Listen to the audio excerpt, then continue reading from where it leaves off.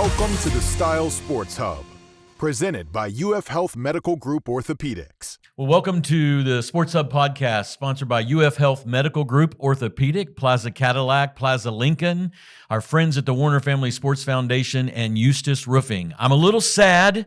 NFL is over. We had to watch the Super Bowl go way in the back rear view mirror.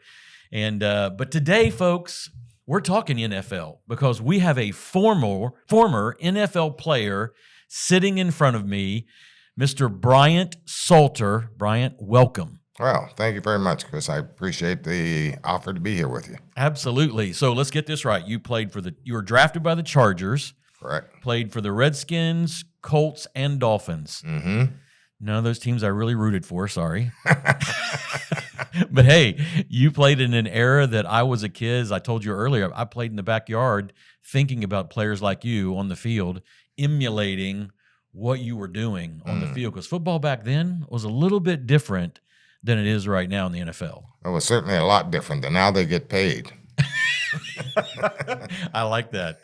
Yeah, but football then was a lot more aggressive. It was a lot more dangerous, but I mean, it's dangerous now. The guys are bigger and faster and stronger, but some of the rules that they have protecting different players, that's kind of hard for me to swallow. Yeah, I'm sure, especially playing in that era and seeing what you saw and playing on that kind of field. All right. Take us back. I mean, I want to talk a little bit about your career, but at what point and where did you grow up? At what point did it come to you? I'm pretty good at this. I might play in the NFL. Or is there a surprise twist to the story how you entered football? Well, strange thing is I got a scholarship to play at the University of Pittsburgh. It was for track and field. I was on a track and field scholarship, high jump, long jump, all the field events. And I wanted to play football. And the football coach at the University of Pittsburgh said, we're not taking any walk-ons. Wow. So I told the track coach, well, I'm not coming to Pitt. He went to the chancellor. Chancellor told the athletic director, give the guy a helmet and some shoulder pads, put him out there in the middle of the field, and let him run around. But he's going to try out for your team because we want him for track and field. After the first 6 weeks, they tried to change my scholarship from track and field to football, but a track coach wouldn't have it. So that's how I got on the football team at Pitt, just by chance. Turns out I had a great defensive back coach who taught me how to run backwards as fast as I could run forward. Wow. I was a cornerback covering wide receivers, not doing too badly. When I get to the Chargers, they switched me to strong safety, which meant now I'm covering tight ends and not wide receivers. That became a very easy job. A little slower. Yeah, a little slower. And that's just happened to be in the right place at the right time. Really, I got drafted in the 5th round. I was their 3rd round draft choice for the Chargers. But I went to a team that needed a strong safety, and I ended up being their guy. Man, so did you play football in middle school and high school? No, I played 1 year in high school. That was it. And everything was track? Everything was track. So what events in track did you do? I was a high jump, long jump, triple jump. So I was a jumper. Oh, wow. Yeah. So I did 7 feet in the high jump, 54 feet in the triple jump. Man. I actually became All-American in triple jump at the University of Pittsburgh. So. And that's where you run, you jump once, and you jump a second time, and a third time. I've seen that on a track. It's incredible. Yeah. Well, I think about the Chargers in 1971. Tell us some players you played with in 1971. Because I'm trying to think who the quarterback was of the Chargers back then, and my head's stopping at Dan Fouts. Well, let's put it this way. I started at a guy named John Hadel. Wow. In my 3rd year, they brought in Johnny Unitas. You have got to be kidding On me. the team with me was a guy named Deacon Jones. Now your name is in the Hall of Fame. Mike Garrett, who was the running back. Not Billy White Shoes Johnson, Jerry Levias, who you might know from Houston. Mm-hmm. Yep. So we had a number of key players on that team. When I go to Washington, I'm playing with Sonny Jurgensen and Billy Kilmer and Joe Theismann. Wow. Having left Dan Fouts in my 3rd year, he was a rookie in San Diego. And then when I went to Washington, I go to these 3 guys. So quite frankly, when I look at my career, it was the people I played with that make it so meaningful for me. Wow. I mean, they talk about football being a fraternity that you guys, I mean, you come in here with an NFL alumni hat on today. I mean, you see that. You see these guys on the sidelines of games even today, some of the guys who played in the older years. Yeah. I mean, I watch pregame and you'll see, someone like Terry Bradshaw giving commentary who played during those days, and it's interesting to see the perspective of the fraternity of the NFL guys. Do you feel that way even now? At your age now, do you see a fraternity feel that there's a camaraderie? Well, just the other day, the guy asked me, what was the most interesting thing about playing in the NFL? I said, being in the huddle. Wow. You got 11 guys in the huddle. Every one of them is willing to give up their life, their blood, their knees, their backs to make you successful. No place else in any business do you find everybody on the team willing to sacrifice everything for one guy, no matter who it was on that team. So in that huddle, you look around and you know that guy would give everything to make you successful, just as you would. That doesn't happen, I think, in many places except maybe a foxhole. Yeah. That's about the only place I can see that happening. Wow. So, of course, that carries on to after football as well. Your teammates for life. Yeah. You come in that kind of mindset, that puts a bond between you guys that's a little bit different than just wins and losses. Well, I tell you, in my afterlife from football, every position I got into, I tried to make that kind of relationship among my team members. That's what I looked for when I was looking for a strong person in my company, in my business. I was looking for somebody who was willing to give up everything for anybody else on that team. Wow. So you carried the mindset of what you learned in the NFL right into business, right into what you did after football. Exactly. Wow. What a mentality to have, especially in the day and age we live today, to think about that kind of mindset. Well, I think that's what I try to teach my kids as well. I mean, you really have to be, there's so many cliches. I mean, you got to be, you're only strong as your weakest link. I mean, all sorts of things, but it's really true. Yeah. If you don't want things to last, you can let a piece of it fade away. But if you want it to last as long as possible, you put everybody on the same level. Think about, if you would, tell us about, as a defensive back, I mean, you go from playing cornerback to a strong safety or whatever it might be. Now you're focused on a tight end. Who were the hardest guys to play against? Who were the receivers that when you saw them come out, or the tight ends? I mean, they're a little different than the tight ends today, how they're built. Yeah. You see some tight ends today, I mean, they can run just as good as some wide receivers. Oh, yeah. Who were some of those competitors you had to go up against? My toughest guy was a guy named Roy Jefferson from Washington. The reason is he could catch the ball off the ground. He could bend, he could shake, he could move around, and he'd always catch the ball no matter where it was in the air. There was a guy with then the Oakland Raiders, Fred Biletnikoff. Oh, I remember that name. The guy never missed a pass. Oh, Everything that got near his hand, he caught. Those people were hard to defend. Like I said, for the tight ends, I was a corner. Therefore, my speed was good. But, hey, I'm 6'4". They were usually 6'4". They used to run against guys who were 6'2", 6'1", 5'10". Now you got a 6'4" guy looking you in the face. It's a little different story. So the tight ends were less of a problem than the wide receivers because speed kills. And a lot of these guys are really fast. Just have to give space to them. But, yeah, I think for me, I recall Roy Jefferson from the Washington, then Redskins, is the toughest guy I had to cover. And I had to cover him in practice. So oh my it's not in the game. It's in practice. He used to give me fits. But that's part of the game. I think you certainly see it when guys, when we played, I'm sure now, it looks like it's a rough game. But after the game, you have respect for the guys you play against. Yeah. We never had a chance to stay after and go to dinner, but I would have if I'd had that chance after a game. I would have stayed in the city and gone to dinner with my competitors. Wow. Yeah. It almost feels like a gentleman's game back then to hear you talk about that, how you respect the other player. I mean, who they are, what they give, just understanding the mindset. I want to take a break, but I want to come back and I want to talk about life after football. Yeah. Because there has to be a transition in your life, moving from that kind of mindset and then taking what you took from football and the mindset, taking it into your private life. So we're going to take a break. We'll be right back right after this talking NFL with great Bryant Salter.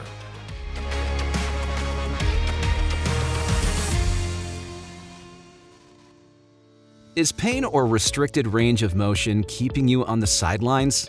Get back in the game with expert orthopedic care from UF Health Medical Group Orthopaedics.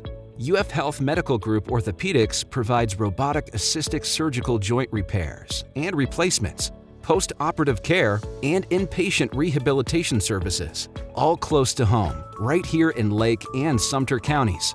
And for those unexpected injuries, UF Health Medical Group Orthopaedics offers convenient walk-in and same-day appointments. To learn more or to schedule an appointment with one of their specialists, call 352-323-5665. Welcome back to the Sports Hub Podcast. We are talking NFL football today, and I got to tell you, I am thrilled to have Bryant Salter with us because I'm reliving a little bit of my childhood. Mm-hmm. I'm thinking about players like you that you're naming, that you played against, that's just fascinating to me. I mean, the Drew Pearsons of the world, the Biletnikoffs, the Terry Bradshaws, the Dan Fouts, the day and era of football that really we see in Canton, Ohio. Mm-hmm. And now there's just guys in gold jackets that really speak of a time that, man, football just seemed, all I can hear in my head when I'm talking to you is John Madden. That's all I can hear in my head right now, hearing a broadcast and how even that was so different on Sunday afternoons. Right. If you think back in the transition period of your time, making it to football, coming as a track and field guy, and then seeing your college go make room for him on the football team. It's fascinating to hear you say a guy who taught you to run backwards as fast as you could run forwards. All right. In your position, that's what it took. Exactly. I didn't know. It just happened that he came to my house during the summer. Of course, I'm from Pittsburgh, so I was home. And he said, I'm going to teach you how to play defense. And so he got me in a low stance, running backwards as fast as I could. And I kept running that until I could run as fast backwards as I could forward. That's what kept me in the game. That's incredible. Yeah. So when you're doing that, I just got to know more about this. When you're doing that kind of skill set and you're coming up lined up against a guy that we're talking about, these players that they have skill just as much as you do. But that guy knows the play. He knows where he's breaking, and you got to figure it out. In your mind, what strategically are you thinking about when you see that guy? Are you just going on fundamentals that you're watching his motions to know how to move? No, I played defense as an offensive player. First thing I would do, first play of the game, is I'd run up and hit him. Yes. So he'd be looking for me, not me looking for him. Wow. I played what they called a bump and run. So I'd get up on him and not let him off the field. The way that happened when I was a rookie, I went to training camp with the Chargers. I had a pulled hamstring, so I couldn't run fast. So I went up on the line, and I played the guys from right up on the line, which meant they only ran about 10 yards, and I didn't have to run 50 yards downfield. It's another defensive back trying out for the team. His hamstrings weren't hurt. He covered them from 8-10 yards away. He's running downfield 50 yards every play. I said, this is how I'm going to play. And I decided that if I disrupted his pattern, the quarterback couldn't throw where they thought he was going to be, could only throw where he knew he was, which meant the quarterback had to watch the receiver in order to know if he was going to be open. That takes out half the receivers because they throw on timing. They anticipate. They anticipate where he's supposed to be. If he's not there, the ball goes off. So when they know he can't be where he's supposed to be, either there's no rush, which means they could stand there and watch him, or they're not going to know where he's going to be. I changed the play for them. So that's how I played defense. Wow. Problem is when you find a guy faster than you. I didn't find those guys. Wow. So when you watch combines today and you see these guys, I've been watching the college guys getting ready to go in the NFL, and you see them run their 40 speed, and normally what they'll do is they'll put a computer program up and they'll show 2 or 3 guys who were drafted the last couple of years who are in the NFL showing their draft speed compared to that. Did you have a combine back then? Was there something like that prepped you for NFL? No, they had the Senior Bowl and some East-West games and those sorts of things. Okay. because of my arrogance, my team didn't send me to any of those games. So I got drafted without having that sort of information. Wow. But the deal is, like Mike Tyson says, everybody has a plan until you hit them in the face. So the guy who's running those 4-4, 4-2, 4-3s, nobody's touching him. Yeah. Now, if he can run down the field without being touched, but nowadays they can do, okay, that 4-2 speed is good for you. But you can't run 4-2 when the guy's leaning on you. Yeah. That's what I'm saying. The game is different now, which maybe it's more exciting for people. People like to see that guy running down there, but you need to pay the defense backs a little more. I was going to say, because it seems like to me today, it's more of a passing game. You've got quarterbacks like Mahomes and other quarterbacks who are much more mobile, and which gives them a dual threat. That they're going to either run the ball and get outside and look for a lane while you got your back to the quarterback and not know he's coming. Right. Or they're going to get up to the line and they're going to toss that ball beyond somebody and make the play because you anticipated someone's throwing it and he didn't. How difficult is that? When you watch football today and see quarterbacks mobile, is it different today because of that? Well, I played with a guy named Deacon Jones, all-star player. Yep. When he got to the quarterback, first thing he did was punch him in the face. How long would he be playing these days if he was hitting the quarterback in the helmet? Yeah. Flags everywhere. Well, it used to be that you played the game, you tried to eliminate the quarterback. The part of the game plan was to eliminate the opponent's quarterback. Wow. I mean, that's what defense so is about. Different today. Well, that changes the game. Okay, why do you want to protect the quarterback so much? Okay, it's a business. You've invested money in him, but you invested money in his backup. I believe in fair play. I believe in an open market. You bring what you have, I bring what I have. If you can't take the heat, get out of the kitchen. Come on, yeah. Real simple. Yeah. Y.A. Tittle might be too far back for you, but when I was young, I remember seeing Y.A. Tittle, New York Giants, in the middle of the field, helmet off, blood going down his face, and the game's over, and he obviously lost because he's still sitting at the 50-yard line. That's what I saw football. Wow. Another guy asked me if I thought it was worth it for the injuries that everybody gets. The answer is it was worth it at the time. Yeah. Because my greatest experience was actually making the team in San Diego. That was the highlight. And I've had a lot of highlights, but that was a highlight to make that team because it's very, very difficult. The number of players who come out of junior high school playing football, going to college playing football, and actually making it into the NFL, small number. Yep. Very small number. Yep. So I knew I was blessed as well as fortunate to have that opportunity to play. And from my college, there were certainly players who were higher rated than I was. They didn't make the teams that I did. Wow. And I look back at good friends who I thought were better football players, but they didn't make it for some reason. I happened to make it. So making that team was probably the highlight of my experience in terms of, at that age, certainly. Wow. I think about that. You just talked about it being some of the highlights and your draft being a highlight. And you're right. You look today at how many people say, I meet high school students all the time who play high school football. And the number one thing they're going to say is, I'm going to play professional football. And I don't think they understand how small a percentage of even the guys playing on Saturday are that are going to move to that level. No. And play on college. It's even worse. Of all the guys who make it, how many make it past the first year? Yeah. And all who make it past the first year, how many make it past the third year? Yeah. Because all those guys who graduate from college and get ready for the NFL, next year you got the same number coming in with the same dream. There's only room for, 53 on the team? Yep, exactly. And then you get a new 150 coming in every year. So there are a lot of, it's not really a secret. There are a lot of, you got to be blessed. You got to be fortunate. You also have to be a worker. Yeah. So I tell kids all the time that if I were scouting, I'm looking for the guy who loved the game.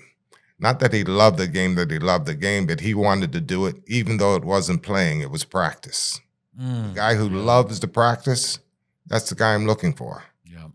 Because he's going to get better and better and better and better.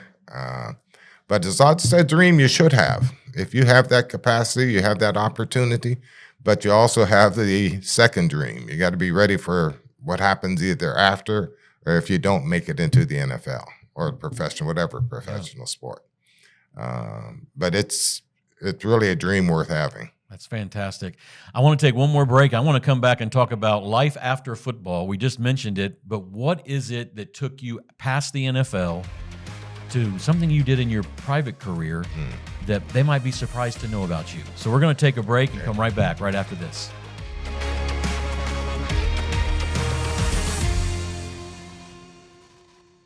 Plaza Cadillac in Leesburg is your destination for luxury. Choose from our wide selection of gas-powered SUVs and sedans with attractive savings and rates starting at 2.9%, or make the move to electric and also take advantage of these limited-time offers. Plaza owners enjoy a wide range of benefits, such as 4 years free maintenance, free car washes, and more. Visit us today to experience the Plaza difference. Plaza Cadillac, across from the Leesburg Airport. Our drive to be the best starts with you. Well, we're back to the SportsHub Podcast talking to NFL Bryant Salter, and we've talked a lot about what it was like to play in those days. And I say those days because those of you who are watching right now, some of you remember those days. You remember watching the Terry Bradshaws and the Roger Staubachs, the Biletnikoffs, the Franco Harris, and a guy like this, Bryant Salter, who played football, man, almost at a whole different level than what we watch today. But life after football, I mean, there had to come a time in your life where you knew, I can't do this forever. My body can't do this forever. There's got to be life after football. Help us see what was the hardest thing for you to transition from the NFL to private life? What was the hardest thing for you? Well, in my third year in San Diego, I entered law school. So I went to law school at night while playing during the day. Wow. I then got traded to Washington, and I did a job in Ethiopia. I went to train people for the Olympic Games as a representative from the Redskins. I went to the White House for an event and found a person who was recruiting people to do a training camp in track and field in Ethiopia. And I bit the hook and I took that job. Perfect fit. Yeah, I said, that's my background. I came back from then, and the State Department recruited me to go to work in the State Department, which meant I was going to retire from football. So I told George Allen, who then coach of the Washington team, I won't be seeing you next year. He said, well, I'm going to trade you to Miami. I said, but I'm not going to be seeing them next year either. Wherever you send me to, that's it. But the reason I was able to go into the State Department was because I had a track and field background, but mostly because I had been in law school for a year. I had a background in terms of understanding legal procedure. So I was prepared for that job. While I was playing football in San Diego, I had no idea this opportunity would come about. But I was preparing for every walk of life that was ahead of me. Even as I went to play football, I was there because I had done the work in track and field. I was an athlete. I was a good trainer. And I go to work at the State Department now because I'd been to law school studying to do a career. From that, I ran my private business, international business consulting firm, for 18 years, mostly because of the work I'd done as a diplomat. So it's all about the preparation, and it starts at a very early age. My parents always encouraged me to get good grades rather than trophies. Ooh. That's what we worked on. That's what I worked on. And I believe the transition is all based on the base that you start from. Yeah. And it's not that you can't change that base, but you got to work on it. Yeah. There's a statement that I like to say all the time to high school students: proper prior planning prevents pitiful poor performance. Right. Really having a plan. And it just sounds like, starting as a track guy, getting picked up to play football, going on to the NFL, coming to the Redskins, going to night school, taking law, you had been planning all these stages, and your stages were like prep for each other. Right. Just platforms that were set up because of the effort you put in. Are there things today that you're doing in the area that we want to know about that maybe impacts kids here locally? Well, I actually joined a group called the Sophisticated Gents, a group of guys here in Florida, mostly in the Villages area, Tri-County area. We do scholarship programs for high school kids. That's great. When I was in Miami, I used to do a lot of training programs because obviously the football team down there had influence on organizations. So we did even training in football. Of course, as the older I get, less training I'm going to be doing. But still, I like to make sure the kids have an idea of where they want to go and talk to people who have been there, because people helped me. 100%. That's the only way I got to where I was, is people helping me get there. So I'd like to give back as much as possible. That's fantastic. Sophisticated Gents. So are they located in Lake County, Sumter County, or just Central Florida? Or Central Florida. Okay. All three, even further away. So they have some people who are from outside the state, even members. Of course, you have a lot of snowbirds who come down. I live in the Villages. Okay. So a lot of people come down and they don't spend the 12 months here, but they are part of the organization. So it's a nice group of guys that put out and try to help people as much as possible. That's great. You said something powerful. You said people helped you get to where you were. You'd like to give back. Is there something today, if you were to speak to high school students, and we both know sitting here, it's a different era. I mean, right. the kids today that we're facing, and some of the mindsets that they have, and some of the things that really have been warped by Instagram and social media. Yeah. What would you say, a guy from your era? I mean, I've often thought about that. If we could bring in the Terry Bradshaws, Bolitnikoffs, the Bryant Salters into a room, these are the guys that we could show them film and really earn their respect first, so that you could speak into their lives. What would you say to young men, and specifically today, who are in our high school settings? I'd say, first of all, look around you. The people you see aren't going to be there in the end. A lot of people think that their partner is the guy that's going to take them where they want to go, or you're going to take your partner someplace. Doesn't work that way.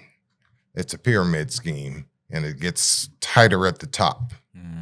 So very few of your guys are going to be around if you make it. They'll all be around if you don't make it. Yep. But if you make it, you're going to have to shed some of these folks that might be with you right now. Yeah. Not that you shed them, but you're moving. Yeah. You got to have an idea where you want to go, a destination that you want to be. Yep. Where do you want to be in 10 years? Where do you want to be in 5 years? Where do you want to be in 2 years? And if you set up where you want to be, it doesn't mean those guys are going to be with you, but you have to be willing to go by yourself. One thing I recall, I used to run to school, high school, junior high school, run, which meant I was going by myself. None of my partners are running. But I used to run to school. That was my training. Wow. And I'd run home, which meant I wasn't hanging out with guys because nobody else is running when they're stopping on the corner. Yeah. So those little things that make it your own, things that when you put in the work, not only do you deserve it, you feel you deserve it. You want it. And if you want it hard enough and work hard enough, you're the one that's going to get that chance to do it. Yeah. And you got to be ready when the chance comes. So the two things I would say, look around. Don't think that the people sitting beside you are going to be there when you finish this thing. But that's not the objective. You got to have a place where you want to go, a destination that you're looking for, and work to get that destination. 3 words we use all the time with high school students. We say passion, purpose, profit. To understand that you are uniquely gifted, all of us are, in some way. And something. If they can just find a direction with that. I like what you said, understanding, we say it this way, not everybody can go where you're going. And sometimes it's difficult for these students to shed bad influences, people who want to hold them back from their own potential. Right. And what they could reach. And I got to believe in a day that you played football, you ran to school, you ran home, there was somewhere you were going. I mean, you had something in your mind, in your heart, that was a different level than just the average person who walks and hangs around on the street corner. You had a purpose in what you were doing. Correct. That's fantastic. When you look around today at the school systems and you look at high school kids who are graduating, and more importantly, you see kids now playing high school athletics, what would you say to the athletes out there? The 15-year-old kid who is maybe in his mind watching Saturday college football game day, hoping one day he's going to play in the NFL, or in his mind he's convinced he is. Right. What would you say to the athlete? I would say, especially for today's athlete, it's not enough just to be good. You have to be smart. This is not a game that you don't think anymore. And if you can't think or don't think, you won't get there. And if you get there, you won't last long because your mistakes are everybody's mistake. So I think being able to read, if you can't read, you shouldn't be able to play football. Wow. If you can't take a test, you shouldn't be able to play football. Because it takes that kind of intelligence and thinking to play professionally on any sport. And so you really have to focus on all the parts of your game, which is that intellectual part of the game. So that's what I would add to kids that I know now, that sometimes that takes a little sacrifice, but the sacrifice is worth it. So I'd say it's not just the athletic side of the game. You got to have the intellectual side of the game. Man, sophisticated gents. Bryant Salter, we need more of you speaking into the lives of teenagers.